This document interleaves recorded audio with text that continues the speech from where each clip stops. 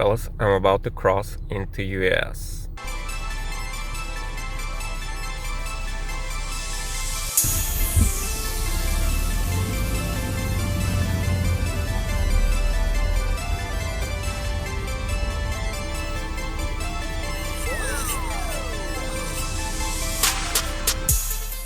I've arrived in America. I can smell the freedom. Also, I've arrived at 24/7 parcel. Let's take a look. I've never done this before.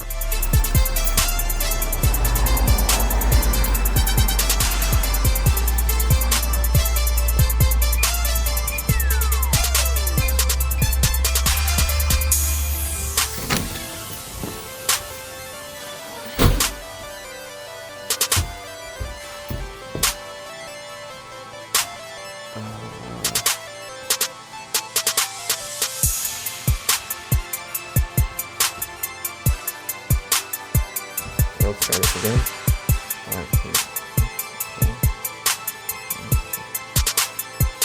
Ooh, 15, 13.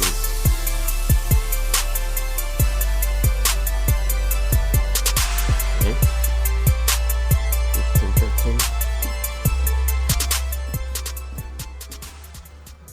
Oh, here it is. Woohoo! Nice. Cool. No, this is pretty awesome. It also has this place to recycle your stuff. It has this box opener. It's a headlight. Yay. So this was more like a test run. I haven't ordered stuff to be picked up across the border in a while, so wanted to see how it is and see how the duties and taxes situation is. I think it was a little bit different before, so I will go and tell the people at the border how much I paid for these headlights and see how the whole tax situation is. How do I pay, how much of a trouble it is, because in the future I have more stuff that I'm gonna order. I might just get it shipped to Canada, or if it's not too difficult, I'll ship it to here. Or also, since I'm here, I might as well buy some gas too. Gas is cheaper in US. Alright, just gassed up a Chevron. I think it is cheaper than Canada. I didn't do the math, but seems cheaper. Now I'll head for the border.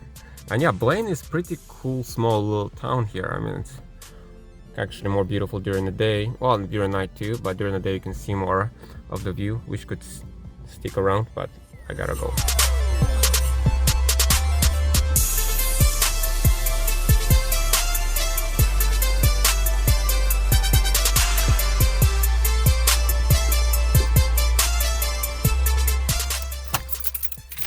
Alright, so I wanted to do like a typical border crossing experience, pay the duties and taxes, and do it all, do the whole experience just to see what it's like, so people know what it is, how people get packages from US if they don't ship to Canada, and what to experience or what to expect. I didn't get a typical experience. What happened is I pulled up to the border person to explain my stuff. I told her like I got a package from 24/7 parcels. I gassed up. Yeah, I told her how much I paid for the headlights, and then just gave me back my passport and said, okay, here you go. And I was like, wait a sec, don't I need to pay duties and taxes? And she's like, yeah, if you want to go inside and pay. I was like, and just booked it out of there as she started laughing. Yeah, I was completely like caught off guard. Yeah, I guess I didn't pay the taxes this time. So yeah, I mean, I guess this is something that happens. It's a good thing. Sometimes they will just let you go. So it is next morning or day, right? It's already past 12. It's supposed to be snowing today. That's actually the reason why I was trying to get across the border last night, and I made it. Still no snow yet, but anyway, I'm glad I got it early. And now let's go on with the installation of the headlights.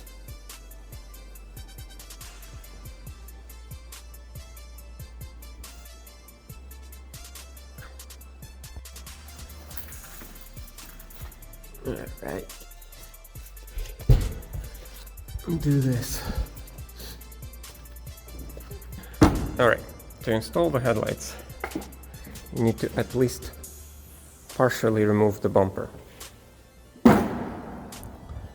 And in my case, since I have to do some finagling with intercooler, I might as well remove the whole bumper. Well, because I kind of have to remove the intercooler and fix some stuff. Did you see how easy that was? Bumper, just one screw and done. Headlight, 3 screws and done. Look at that. So easy to remove. This is the original headlight from 2012 Mustang. And this is eBay special headlight. It's a replica of 1314 HID headlights. The legit Ford headlights cost like over $1,000 for a pair. I got these ones for $270 US, shipped to US. I think shipping was also free, so which is a killer deal. I had to pay more in Canadian dollars, of course, and exchange rate and stuff like that, but still it's well worth it. The biggest reason why I decided, well, few reasons why I decided to do this is, one, this headlight is tinted and it's actually quite difficult to see anything at night. Actually, one time I was driving with just my daytime running lights and not with a headlight, and I didn't even notice because that's basically there's no lights coming out of this that you're able to see. Of course, I could just pull the tint out, but still, this headlight is a lot better looking. And what I'm planning to do is actually put LED lights in there to make it more bright. I will not put LED lights into this type of headlight, because when you put LED light into halogen type of headlight, it's the beam pattern is often messed up, and you're just gonna make other people angry at you and make the driving conditions unsafe for everybody. It's usually a lot better to put LEDs into the projector headlights, as projector would have a cutoff pattern, and even if you put LED in there, it's the pattern is still going to be cut off from my experience, and will not blind people who drive in oncoming traffic or blind people from the rear view mirror and things like that. And the third reason is I just wanted to see how the whole border crossing and duties thing works, as next thing I'm gonna order is a turbocharger kit, which is gonna be a lot more money, and just wanted to see how it works and if it's worth it to do it myself, or is it better to just get it shipped to Canada and pick it up here or get it delivered here. Yeah, so that's the reasons. Oh, and also why I like this headlight better than actual Ford headlight is because Ford headlight has this part chromed. Those lines around those strips are also chromed, and that's kind of lame, I think. This one is blacked out. In the future, I'm also thinking of buying halos, LED halos, maybe RGB LED halos, and put it in here, and maybe replace those strips as well. And I'm thinking of blacking out that reflector back there, even though it's not. Well, we'll see. We'll see how visible it is. I'm really kind of digged how Mustang looked with tinted headlights, especially with this front end. It looks better when the headlights are tinted. And if this one is not dark enough, I might think about chroming and blacking out that turn signal reflector. All right, well, let's slap them back on there. Okay, just kidding. I'm not gonna slap them in yet. What I'm going to do is I'm gonna remove the bumper now and fix my intercooler fitment. I'm gonna space it out a little further away. I'm gonna have a rubber isolator in the middle, and I'm just gonna change it up a little bit. And just like that, the bumper is off, or the bumper rebar is off. Well, if you watch the intercooler video, you would know that it's actually not so easy to remove the bumper from this car. It's actually welded to this frame rails, spot welded in 3 places. So not too difficult either, but not super easy. But because I don't have spot welds anymore, it's just held in by 4 bolts. Alright, looks like I forgot the rubber isolators and bolts for this intercooler readjustment at home. So that means I need to clean this place up like there's nothing happening here, just in case if anybody's here while I'm not here. I don't want it to look like a mess. So that's what I'm gonna do. Clean up, go home, pick up the parts, and come back here and resume the work.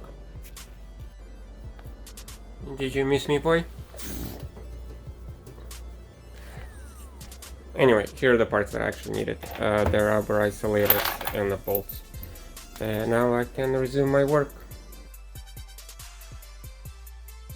So as you can see, I didn't completely clean up and put the car back in one piece because it was only gone for like less than 5 minutes. But if I was gone the whole day, of course I would put the whole car into one piece and not just hide everything behind the car. But really, that's why it's not allowed to work in the parking lots, because well, at least that's what I think. When you leave stuff like this behind your car for a long time, it's an eyesore and people don't like it, and that's when you get complaints. But for 5 minutes, I think it's okay. For a day, no, I don't think so. For a day, I would clean up. And I know, like, buildings have different rules, so some places, people are more tolerable, other ones are not. I think actually in my place, most people don't mind it at all, but maybe there are some people that would.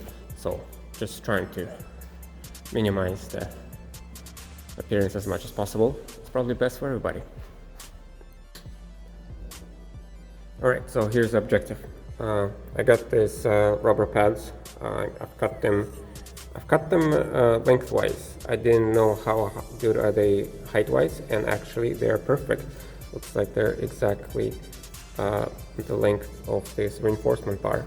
So, and these rubber pads will go in place of this one. So I need to space out the intercooler further away from the bumper, and also rubber isolators is probably a good idea.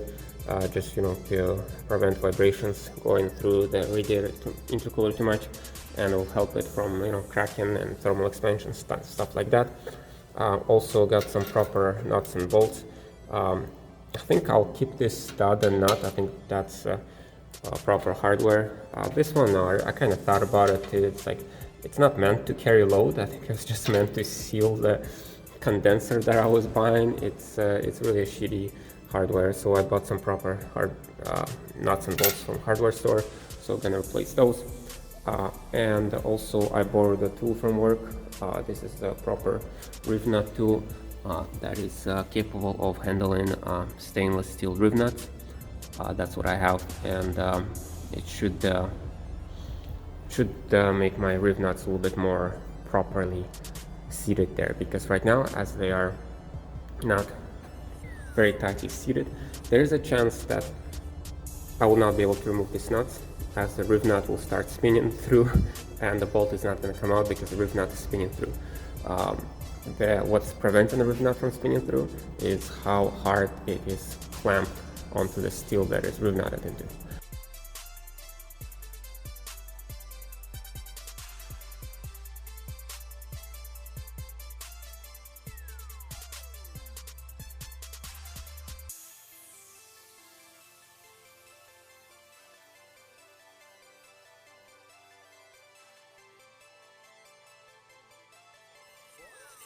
Okay, never expected riv nutting to be this complicated, but I think I've got those fully seated now.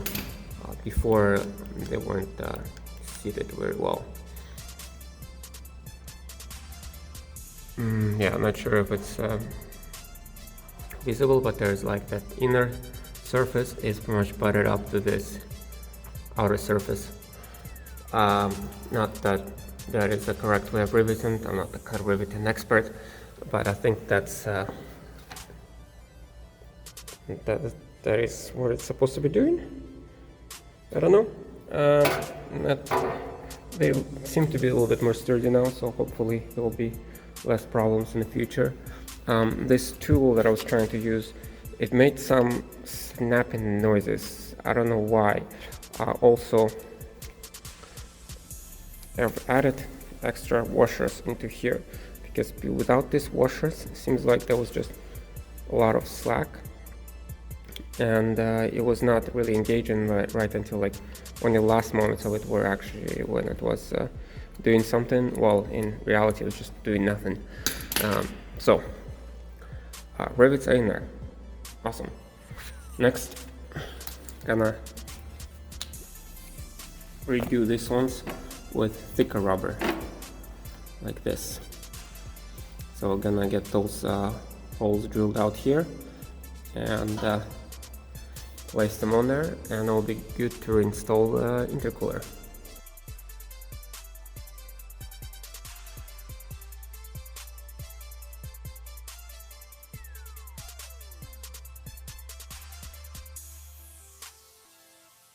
Alright, success.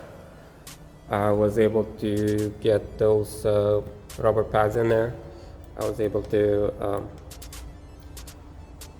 I was able to touch up those riv nuts to make them work properly.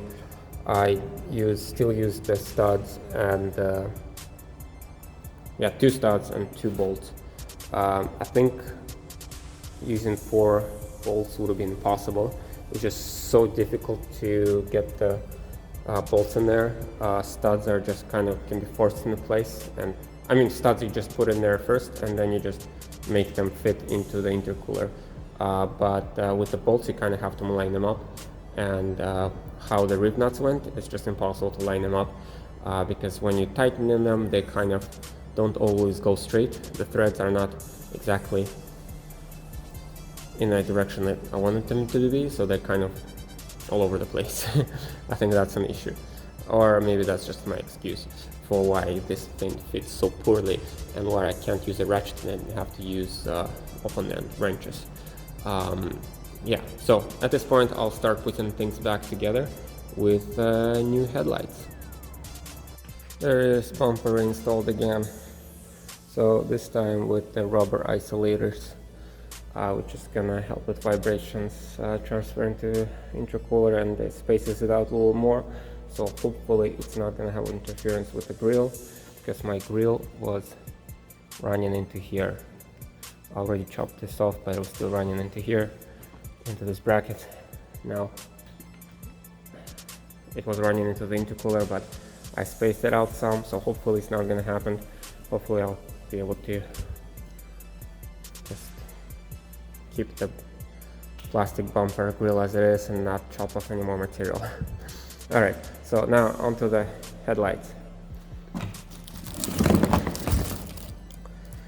So it comes with a harness, and it should be just all plug and play into the, oh my goodness, what is this? Oh, this must be for the LEDs. Maybe it's a resistor for some LEDs, I don't know. So it is a replica of the original one, I see, but it's not HID. It is a projector, but it's not HID. So I guess the original would have a ballast here for the HID bolt, and I don't know, maybe have to check online what kind of bulb that is, but I'll be replacing it with LED anyway. I mean, I would actually like to get HIDs. Something like purple HIDs would think would be cool, but for now I just need something that works, and something that works in dark, because that's when you need headlights. You need headlights when it's dark outside. Alright, there we go. One headlight is in. Oh, actually on camera, let's see. You can see the difference between headlight and HID, or a headlight and projector. There. Still, I think it looks blurred out, but it looks pretty cool in person. And I had difficulties actually to get the daytime and running lights to work. For the first time I plugged them, didn't work. The turn signal also didn't work. Well, I realized because this connector, it's really difficult to push in all the way, and I didn't really know how far it needs to be pushed in, so I didn't have it pushed in far enough. This one, I'm not sure what it is. Maybe some kind of LED resistor. I just taped it to this harness here and then installed it together. Alright, so I'm gonna do the other side next. So to make this thing plug in, there's only two connectors, as you can see. The smaller one is for the headlight, and the bigger one is for the daytime running lights and turn signal. So on the other side I had to get this connector greased up because it just wouldn't go in all the way. Yeah, it just does not want to go in very much. So I'm just gonna grease it up and then try to push it in again. So I had to get it greased up, and this is how far it needs to go. Well, actually there should be a pin here that locks it in place, but I wasn't able to get that pin working properly, so it broke off on both sides. When I was removing the turn signal harnesses, the pin just broke off. So I basically need to push it in all the way there. That's to have the working turn signals and daytime running lights. Then kind of just like finesse it into place. There we go, finagled it into place. And the headlight is held in by 3 10mm bolts, 2 on the bottom and 1 on the top. There. And 1 on top. I don't know if my headlight fell out or it just seated into place. Anyway, yeah, so that's how it is. On top there is also pin, plastic pin goes in here, panel pin, whatever, push pin.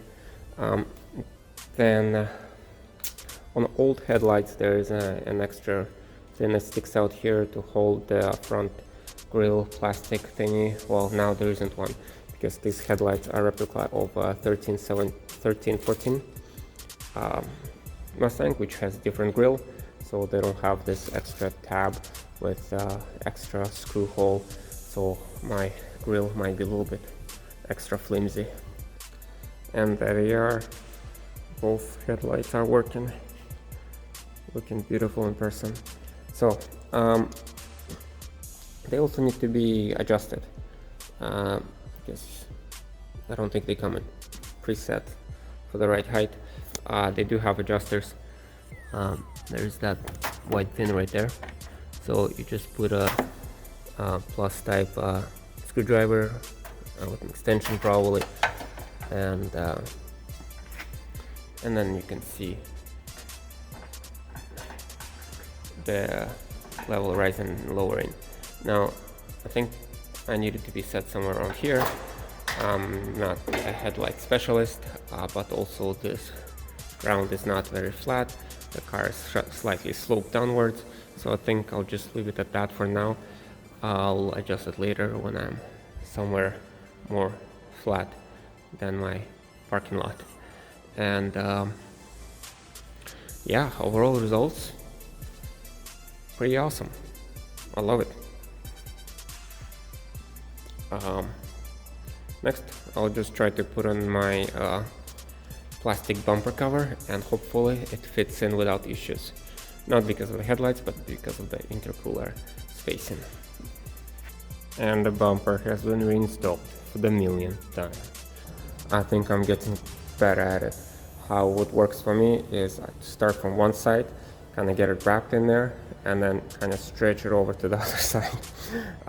Because the difficult part is to get the bumper wrapped around this inner liner, and if you just get it started already wrapped on one side, I find it easier to work to the other side. And the clearance for the intercooler is a lot better than before. There's yeah, the bumper is not stretched anymore. It's basically sitting there, you know, sitting there snug, and it's not really pressed up against the intercooler, I think, but it's also, there's no room between the intercooler and the grill either. However, before, the intercooler was actually pushing out the grill. It was pushing it out so much that there was a huge gap between the bumper and the grill here. Now it's, oh my god, what the hell? I scratched up my bumper so badly. I didn't even realize it. One last piece.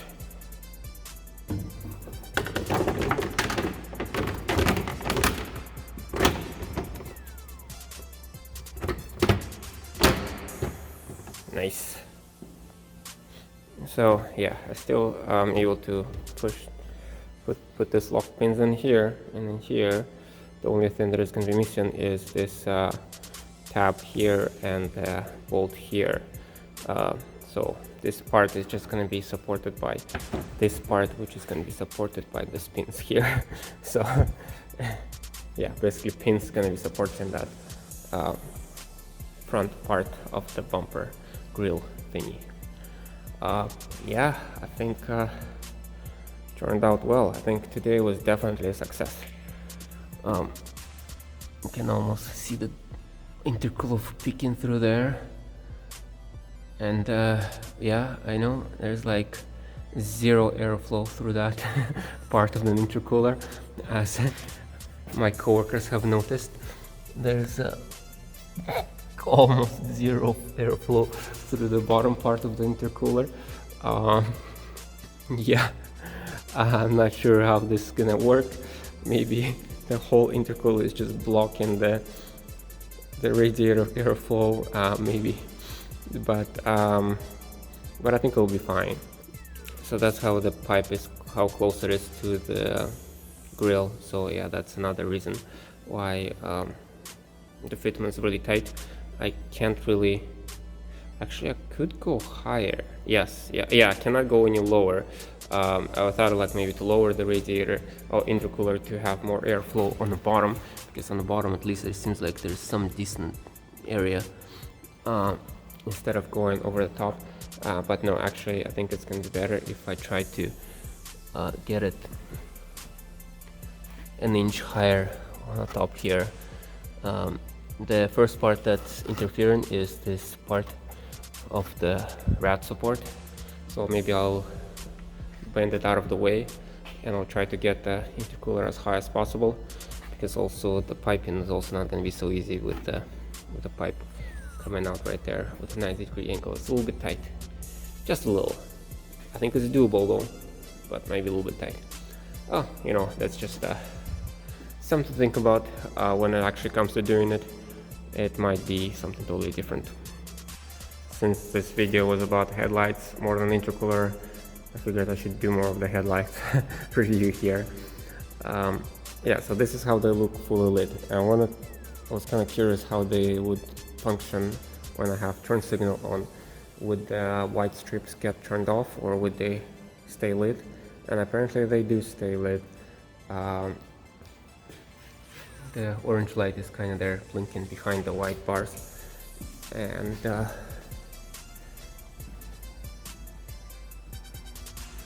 yeah, though, well, from this angle actually looks good, not bad. When I was standing up close, it was kind of difficult to see actually the orange light blinking, but no, it's not bad. It's definitely visible, but if I did black out the reflector behind the orange light, I think that would make it too dark. I think by that point, if I'm gonna be blacking out the reflector behind the orange light, I would be swapping the LED strips as well for something that will be able to alternate between white and orange. So when when I'm using turn signals, it would be just blinking orange. When I'm driving, it would be just solid white. At least that's the idea for now.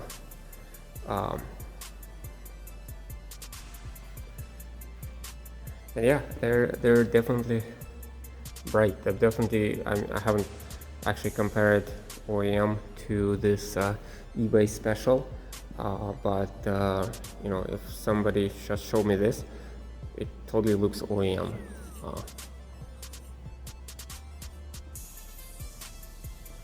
Yeah. Next, I'll just change those yellow headlights for some pure white LEDs. Okay, this is actually kind of funny or sad. So when I turn on the high beams, that's what happens. When I flash, this is what happens. I don't know if it's easy to tell, but headlights basically get turned off. I don't know if the sound is audible, but there, that's my high beams. Maybe it's because the car is not driving, but I don't know, I doubt it. Maybe it's because, well, I don't know actually what it is. Could be a number of things, but that's kind of interesting. Okay, maybe let's kick off the park brake and then see if it's gonna be different.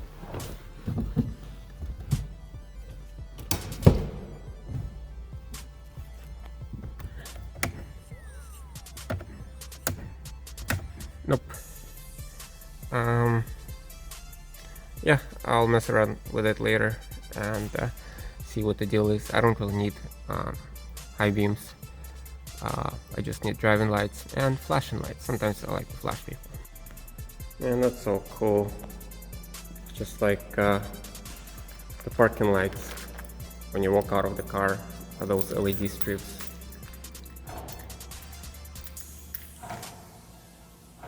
Nice. Yeah, no, this is definitely worth it. As I mentioned before, OEM headlights with HIDs cost like over $1,000.